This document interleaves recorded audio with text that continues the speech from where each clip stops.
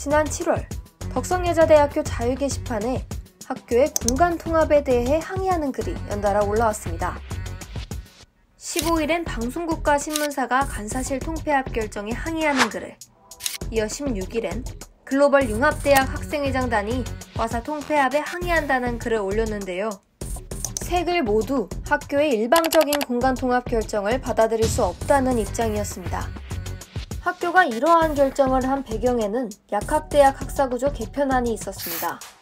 교육부는 약대학제를 통합 6년제로 바꿔야 한다는 요구가 지속되자 2022년부터 시행될 약대학제 개편 방안을 마련했는데요. 이는 기존 2+4년제에 통합 6년제를 도입해 각 대학에서 자율적으로 학제를 선택하라는 것이었습니다. 우리 대학은 통합 6년제를 선택했고 편제 정원이 증가함에 따라 교수를 추가 채용해야 했습니다. 학교는 새로운 교수가 부임해 사용할 교수실이 없어 공간을 추가로 마련해야 하는 상황에 부딪혔는데요. 이를 해결하기 위해 첫 번째 방안으로 내세운 것이 조교 감축안이었습니다. 그러나 학생과 조교들의 반발이 심하자 학교 측은 공간통합이라는 방안을 마련했습니다. 공간통합은 기존 학교 구성원들의 공간을 줄여 교수실로 사용할 공간을 만들기 위한 것이었습니다. 그 대상은 방송국, 신문사, 그리고 조교였는데요. 저한테 아무런 전화나 이전에 사전 통보 없이 통합 포털을 통해서 공문이 왔고, 그냥 공문의 내용에는 31일까지 방을 빼야 한다. 그리고 그 사안은 기획처랑 연락을 해라. 그 후에도 어느 누구도 전화나 따로 연락을 취하신 적은 없으세요? 학교는 공간위원회를 열어 학내 언론기관인 방송국과 신문사의 간사실을 통합하고 각 학과의 조교들을 대학별로 통합하고자 했습니다. 하지만 이는 학생들의 의견을 존중하지 않은 채 일방적으로 공간 통합을 강행했다는 점에서 큰 반발을 일으켰습니다. 이 같은 공간 통합 과정의 문제점은 크게 세 가지로 정리할 수 있습니다. 첫째, 교수 임용을 위해 본교 소속 구성원의 기존 공간을 뺏으려고 한 점. 둘째, 소속 구성원과의 소통 없이 공간 통합을 강제적으로 행한 점. 셋째, 내용의 공론화에도 불구하고 학교 측은 별다른 대응 없이 그저 묵인하고 있다는 점. 이를 비롯해 공간 통합으로 발생할 수 있는 문제를 언급하면 다음과 같습니다.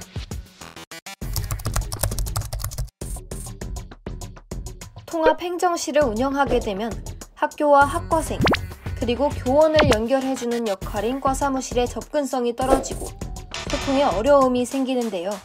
방송국과 신문사 간사실 통합도 이와 같은 문제가 발생합니다. 통합행정실 안에 7명에서 8명의 조교가 동시에 근무하게 되면 업무에 지장이 갑니다.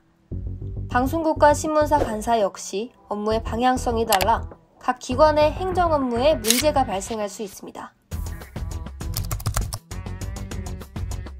각과 학생들의 개인정보, 성적 및 시험 답안지 등의 정보를 통합행정실 한 곳에 보관하게 되면 개인정보가 쉽게 유출될 수 있습니다.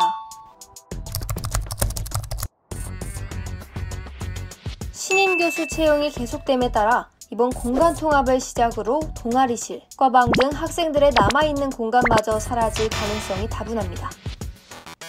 여기서 학교의 공간 통합이 갖는 가장 큰 문제는 학생들의 의견을 무시하고 있다는 것입니다. 지난 7월 20일부터 26일까지 교내 학생과 교육 조교를 대상으로 운현방송국에서 공간 통합과 관련한 설문조사를 실시했는데요. 참여 인원 220명 중 99.5%가 공간 통합을 반대한다고 응답했고, 이를 반대하는 이유엔 학교 구성원의 의견 무시가 대부분을 차지했습니다.